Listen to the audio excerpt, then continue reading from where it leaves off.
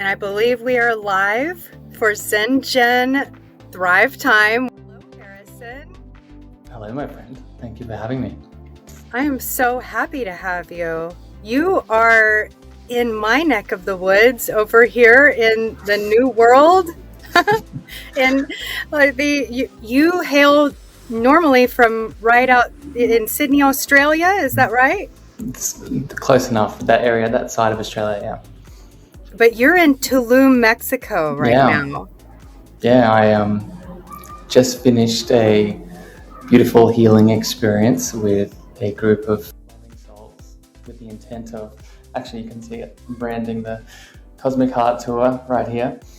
And yeah, we felt that both Ali and I, who host the retreat with me, we felt that this area of the world has a lot of magical history. So this is where we wanted to open and expand our hearts with a big group of people. That's beautiful. And it sounds very collaborative, you and Ali, the work that you're doing together, which is inspiring for me and my work. I love it when signature frequencies of human expression merge together for that energetic exchange, and something new is birthed from that coming togetherness. Then all of your beautiful clients, when they bring their beautiful soul signature frequencies into the mix, something truly magical happens in that moment, I'm sure. Yeah. I think it's a deeper realization a deeper remembering here alone, not just we're not here alone, but creation is in the act of relating, right? Creation is in the act of being the oneness in someone else, right? And that can look in many ways, whether it's formal coaching, whether it's mentoring, whether it's in a retreat, whether it's a book, whatever it is. But I think we have to allow ourselves to be seen and received by someone else, so we can share more of ourselves with people that need it. Because I know we're going to speak about all things ego here in a second. Ego likes to play games of illusion. We're not checking ourselves individually, but specifically in what you're talking about with someone else, in the container of someone else, right? When I say container, it doesn't have to be a paid container. It could just be a friend or a family member. If we're not checking ourselves in those containers regularly, we stay in these illusions. We stay in what I refer to as the unhealthy ego. Yes. Perfect. And please reiterate, because every time I speak with you, I think that you have the same experience. There's just this, you can call it a cosmic download, so to speak, that it flows through. And the idea that comes through in the beginning of what you say, it shapeshifts, it morphs, it takes a new form by the end, and I have a whole new download. Yeah. Is that, and you said something about the ability to receive. Yeah. So take that a bit further for me, because that was drawing me into this discussion about the ego that I want to have today with you. So receivership, I would connect to your divine feminine in many ways, right? And for people that are watching, when I say divine feminine, I don't mean the physical female. I mean the yin to our yang that exists in each soul's cosmic heart, the heart of God that lives in each of us, right? We have two sides of that cosmic heart. We have the yin, which is the feminine, the receiving, and we have the yang, which is the masculine, which is the giving, the doing, getting stuff done. And receivership is very heavily underestimated, and I would even say ignored in our culture at large because of many reasons. But the biggest, I would say, from my own experience, is it's perceived as not having value. It's perceived as not being worthy. It's perceived as not getting stuff done. And in many ways, yes, the masculine is getting stuff done, but we equate doing only with value. And it is in receivership we're also getting value. It is in receivership we're also filling our cups back up. It's in receivership we're also connecting into our stillness, our silence, and our presence in many ways. So receivership acts as a context in which we can reframe how we see value in the divine feminine.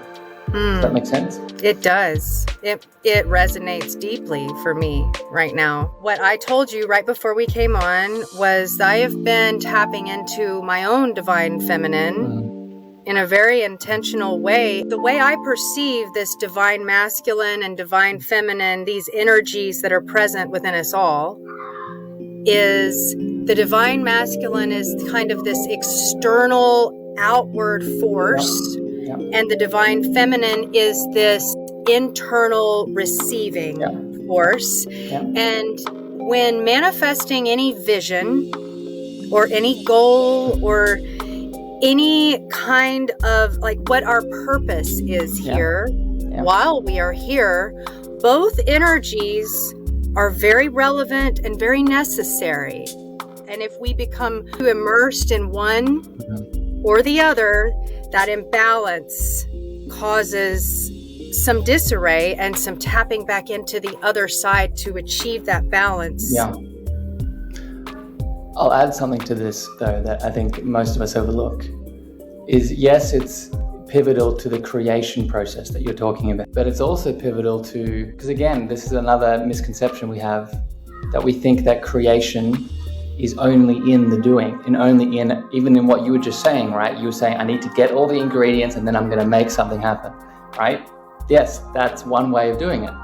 But we can also create by attracting, right? This is the other side of the coin that we haven't acknowledged fully as a culture, that we can also create by just being magnetizing and bringing the things into our world. And the underline here is that magnetizing frequency, I would call it, often comes when you are in balance between the masculine and the feminine. Because what does that look like? Because there's another symptom of our society. We think that the norm is in the red of either, right? Either the norm is I'm in the burnout of too much of the pushing, or the norm is I'm in, and this is infrequent, but it exists, I'm in the norm of I'm not doing enough. I'm not getting stuff done. I'm just lazy and doing nothing. And those are the two polarities, but we forget that there is a middle ground. And the middle ground is that balance that you're talking about, the balance between inspired masculine action and creating enough time for the intuitive receivership of the feminine download. And when we walk that line, we're magnetizing. We attract in the relationship that we want. We attract in the business opportunities we're looking to create. We attract in the resources needed to create the thing we're looking to create. I love the attraction ingredient that you've sprinkled in to this little sequence. This is fascinating for me. What I can speak to is my own experience. And my experience on my own journey of awakening, a sudden awakening that was unexpected about 8 years ago, I became very much immersed in this divine feminine expression of receiving so much and just absorbing and having this, I mean, at times it was turmoil and at times it was inspiration, but it was all broiling within this vessel that I had discovered within myself. And then something like there was a rub, there was a friction, like there is so much happening inside of me in the internal realm that it felt very imbalanced, that I needed this divine masculine expression to bring it into the world. And then the flip side of that, I guess the pendulum swings the other way, right? I became very much involved in my work in the virtual space, supporting spirit-led leaders and practitioners like yourself in all of the ways in which I became a Jill of all trades. And what happened then was I lost touch with that divine feminine vessel that led me to this exploration in the first place. Is this something you encounter with your clients often, or? You read my heart. So I was just about to say, this is where we bring in our devotional acts, right? Because what you're speaking about is the spiritual, the human being remembering that they're an internal spiritual being, right, that has these two polarities. But again, just like I was speaking about earlier, we live in a culture that has conditioned us to think that we have to be in the reds, as you beautifully just highlighted, right? One of those red zones. And that's the normal. But in reality, and you've read my book, I talk about this a lot in my book, your baseline state is one of balance. Your baseline state is one of homeostasis. Your baseline, your baseline state of bliss is one of harmony, right? And harmony is between those two states, between the yin and the yang. It's walking that line. That's our baseline. So when we're in the reds on either polarity, as you described, that is our indicator that we need to implement some practices. We need to bring devotion back into our lives, not devotion to an external element, not devotion to an external person, place, or thing like we can all fall into the illusion of, but devotion to self, right? And this can look like many different things. This is why my journey has taken a sort of holistic path, right, where I've learned the physical practices, but those physical practices aren't enough. We need to have the mental, the emotional, and the deep spiritual practices so that that harmony can be our baseline again. You read my heart just now. That's incredible, because I was going to mention, I mean, in all of the creators that I collaborate with and co-create with and have an energetic exchange with, I look at all of their things, and I pulled up your website and I was like, Harrison has kind of a fitness flair. I was really intrigued by this because my pendulum was swinging to the other red zone, as you call it, and I was moving more in tune with a divine masculine expression. I was coming out of a deep depression where I wasn't moving my body. I was sleeping a lot. I was, it was a dark time for me. And I mean, I wouldn't trade it for the world, because it led me to exactly where I'm meant to be right now. But I was envisioning myself as a stone growing moss because of my lack of movement. And something ignited in me, and I joined a cross-training gym, having no background in fitness. My husband went along with me reluctantly. We were kind of couch potatoes through our 20s. But all of a sudden, we went through this transformational shift of epic proportion in like the 3D world of interaction with other humans, where we lost 70 pounds. We started eating a plant-based diet, and everything shifted so drastically, and it was so incredible. It was like it was like I felt like this divine communion all of a sudden had just awakened me to something new. And this was after a spiritual awakening. This was into the external world where I was moving into. But at some point in time, this fitness practice, it became a chore, and it became this thing that was like degrading my body. And it wasn't what it was in the beginning stage. And I was looking at your website and your practice of moving your body and, igniting your physical form here in the 3D. And I was like, I want to talk with Harrison about this experience that I had.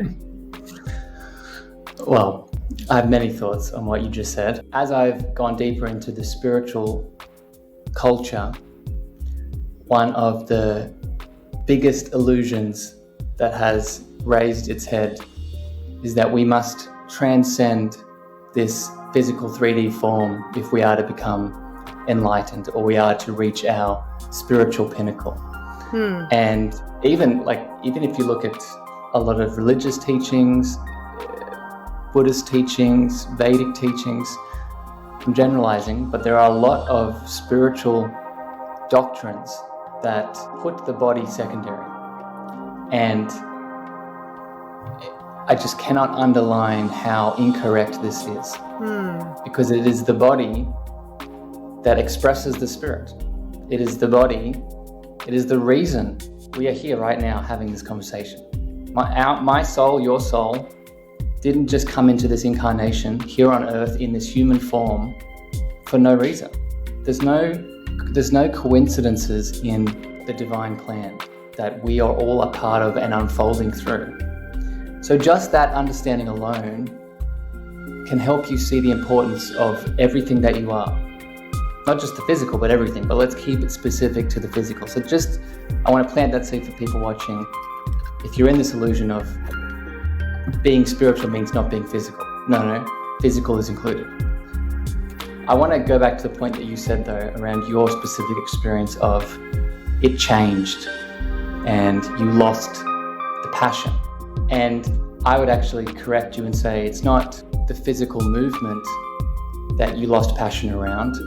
It was the box that you were placing the movement in. Right? Like any other part of our being, there is always intuitive guidance that is directing what we should or shouldn't be doing. Yet most of us are not listening to that guidance and placing ourselves in masks and boxes and things we think we should or shouldn't be doing, and then we blame ourselves and think that we're wrong. But in reality, we just got lost in another illusion, and we just need to change the box. We need to tune back in. So let's keep it specific to the physical movement. We need to tune back in and get honest with ourselves. Is my movement right now CrossFit? Or is my movement right now going outside for a walk in nature? Is my movement right now dropping into a yin yoga pose for 3 minutes? Is my movement right now getting outside and just doing some Tai Chi for 10 to 15 minutes? Or having a dance party with my kids in the living room. Exactly. So the movement will always be needed, but the box that it's in will shift. But it's up to you to listen to that. If you don't listen to it, then of course you'll get to the point where you'll lose the passion because you're not listening to what the passion is directing you to do. Yeah, it was never the CrossFit.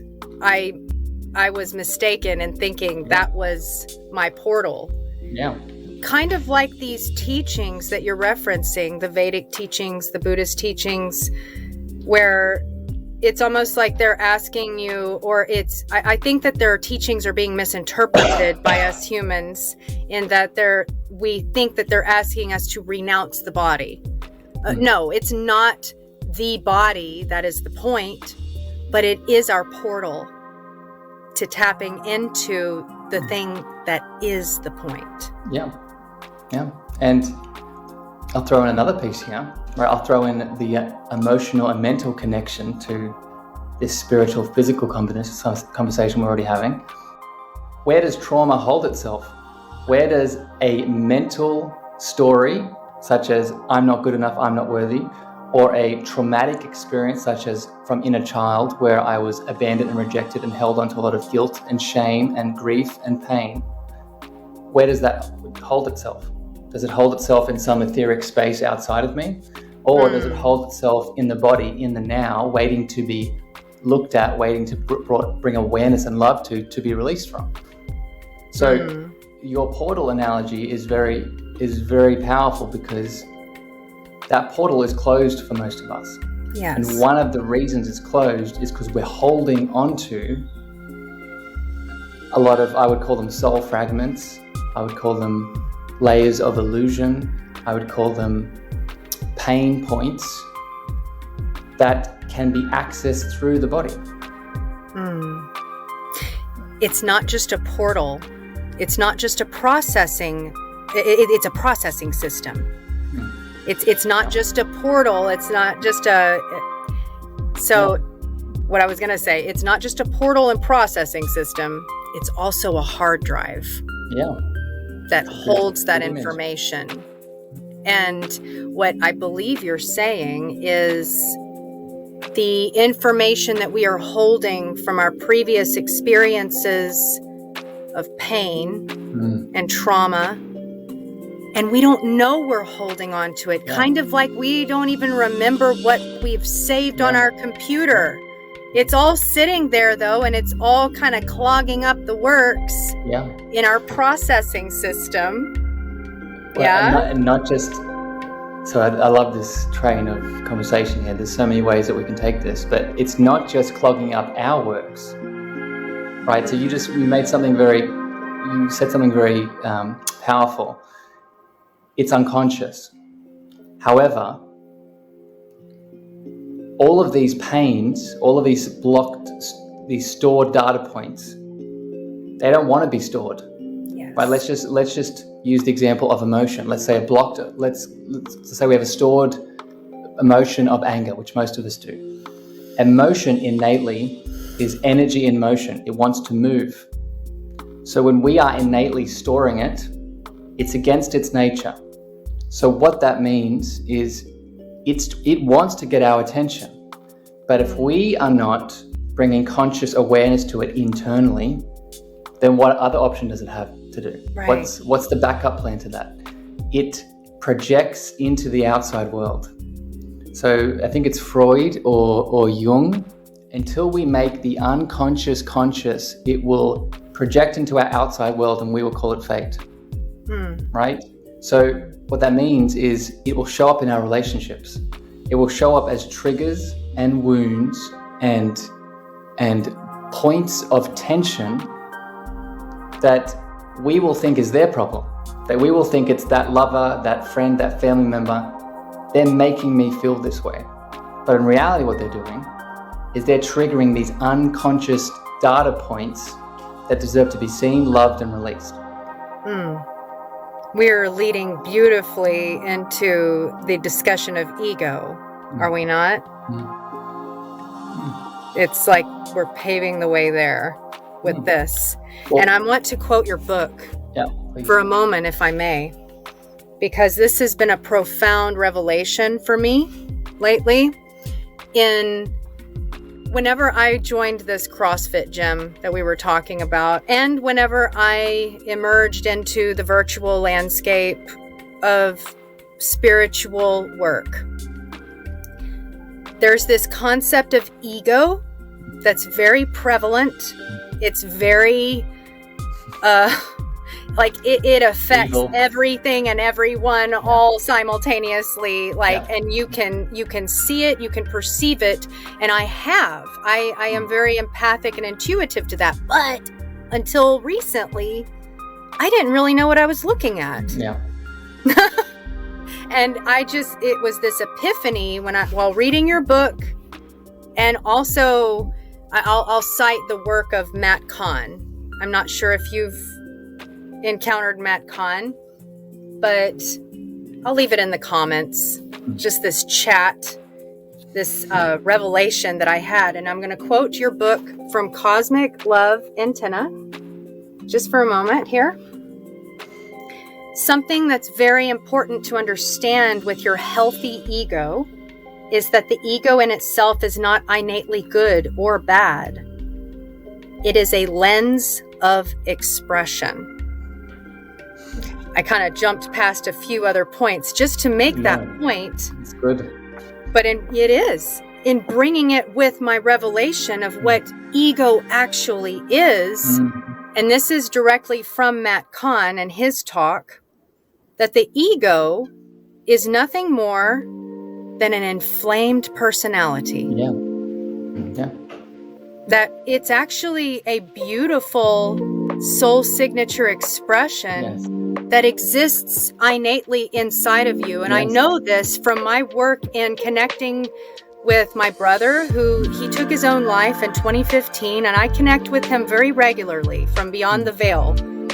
And we think that once our finite body dies and we move on in transition, we think that, then the ego falls away.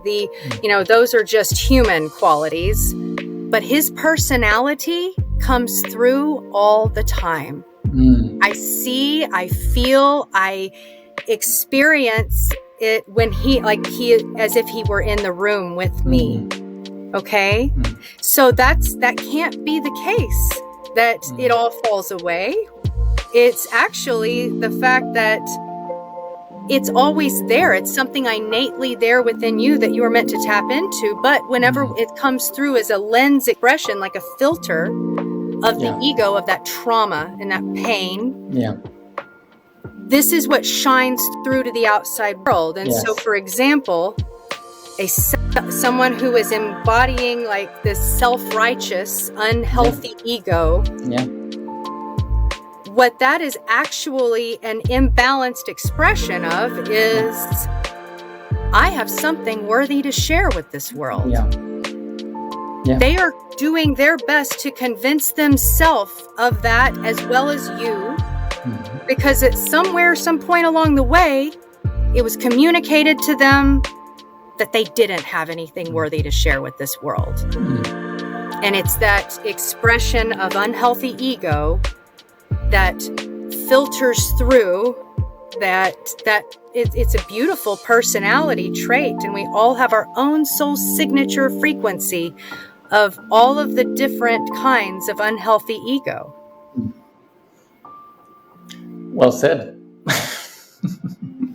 I can tell you've been reading my book. I could say I couldn't say it better than myself, but I did say it myself. So You did. I'm just thinking what I can add to this. Another word that kept coming up as you were expressing the lens and the personality of the ego is individuality. Yes. Right? It's let's take it all the way out. Let's zoom it all the way out. We are all individual expressions of the one source. Whether you want to call it God, love, the quantum field, the unified field, the one mind, Allah, whatever your name is for that one source, we are all unique expressions of it. And the ego is the mechanism in which that unique expression is expressed. So the reason this is important, because again, this is another fallacy within the spiritual community, that we must kill, we must destroy, we must push away the ego. And if you just take my definition, what I just said, and connect it to that, if we kill, destroy, and push away the ego, we're also in that moment pushing away our individuality. Exactly. So it's when we're doing work with our ego, we're not breaking down the mechanism. We're looking at, with loving awareness, what we are expressing through it at any given moment. Am I expressing through my ego lens some shadows, some pain, some limiting beliefs, some wounds? Or, and I talk about this in my book as well, am I expressing my unique frequency of presence? Right? Because we have a choice. We have a choice in any moment to express our unhealed wounds, our imbalanced karma, or express our unique presence frequency of love. Another quote from Cosmic Love Antenna. So now we work with our ego rather than against it. That's it. It's all of those files. I call them corrupted files. Like there's nothing like wrong with the experience that you had, and it's not something that you need to run from. No. But there is a corruption of perception and expression. Yep. And as I love how often you reference Carl Jung in this book, and that his work has really revolutionized not only my own life, but really all of the interconnected collective in how we view our experience here on Earth. But it's profound whenever we extend that metaphor of the hard drive and all it's holding, and we're not conscious of all it's holding, but how much it is coloring our everyday experience. Yeah. Yes. And I would go further. I would say it's not just coloring, it's creating. It's making our experience. Like, it's because this is where we can actually bring in the really beautiful Vedic teachings, right? The Vedic teachings express that on top of this Jung lens, right? the Vedic teachings express that there is no objective outside world. There is just the world that we create through the projection of our current state of consciousness. And what that means is our current state of consciousness is built up of all these different aspects of self. The aspects of self that are unhealed, as we've already been talking about, or the aspects that we've brought back into our heart space and back into oneness, right? Which I'll add to what you said about those corrupted elements. Corrupted works with this analogy, but we need to be mindful that whether it's corrupted elements, shadow elements, pain elements, Eckhart Tolle calls it the pain body, right? All the shadow, all the same name for the same phenomena of pieces of us that are in separation, fear, and pain. We must see them, right? Talk about this in my book, as children that need love. Yes. Right? We don't want to see them as this, like the ego, right? This is the macro is the micro. Like the ego, we don't want to see it as something that's bad, that needs to be punished, that needs to be ignored. We need to love them like children, because that, and I'll add one more little perspective here. In the shamanistic worldview, these are called soul fragments, another name for this. And what a soul fragment is, it's a piece of our oneness that has detached, but it's not fully detached, right? It's still connected, and that's what's causing the triggers. So to bring those pieces, those painful elements, that pain body, that wounded aspect back into our wholeness, we don't shun it, we don't judge it, we don't blame it, we don't shame it. We let it know that it's loved unconditionally and that it's time to come home. And these are those fragments within ourselves. Yeah. I think it can also be extended to whenever we encounter someone else's unhealthy egoic expression, and we can, like you said, love them like they are a 5-year-old child in pain. Yeah. We can see where this is coming from, and it's not something that we need to shun away and, ooh, get away from me with your ego, Yeah. It's actually an opportunity.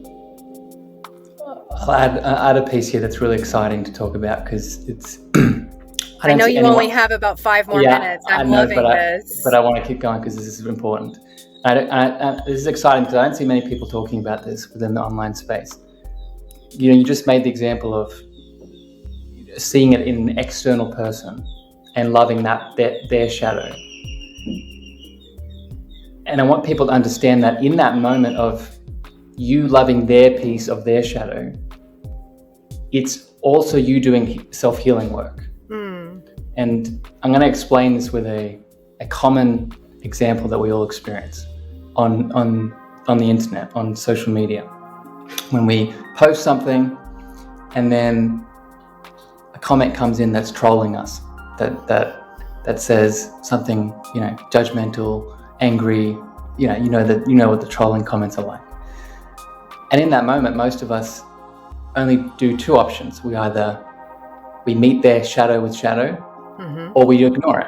Right? I think those are the most 2 common situations that people fall into. But there's a third option that I would encourage everyone to tune into. It's to love that person in their shadow. Because what are you doing in that moment?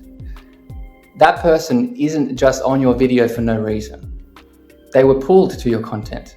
They were pulled in their trigger, right? They were pulled by something that you said that's triggering them to react and project onto you.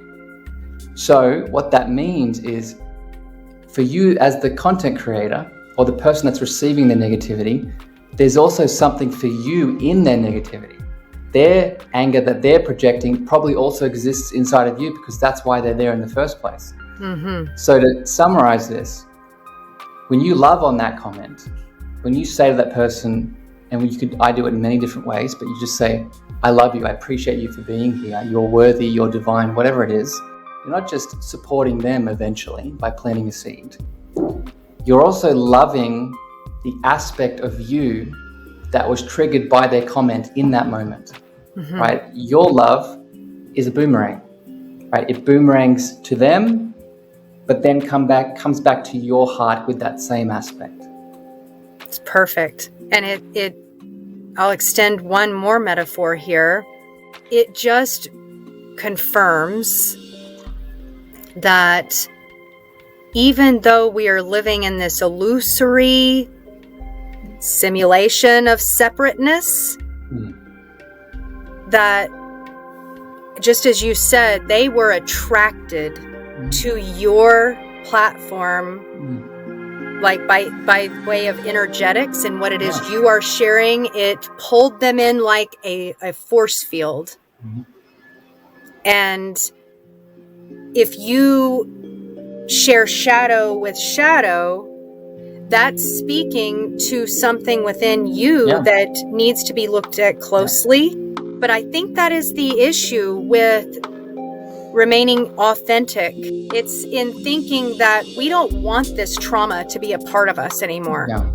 We don't want that to be something of our signature that we're sharing with this world. We want to renounce that and get it away from us. And that pushing away, it really is like renouncing your birthright, because as soon as you bring it back into the fold in the way that we're talking about, you'll see, you'll experience, you'll feel it, that speaking about this trauma authentically is no longer something that's painful. It's actually liberating. A nice little bow there. I love it. It's like the reflection of the mountain in the pool of water. They are one and the same. One is an expression of the other. One is a reflection of the other. And that is what we are here to do for each other. Beautiful. Love it, my friend. Thank you for having me. Thank you for joining us. You are always welcome. You give me soul tingles every time, Harrison. Amazing. Thank you for your love today. Check out your Cosmic Love Antenna. It will change your entire perspective on your spirit-led journey. Thank you so much for joining us for Thrive Time Live here in the Interconnected Collective, Harrison. It is always a pleasure. My pleasure, my friend. Sending love. Take care. Received and resent.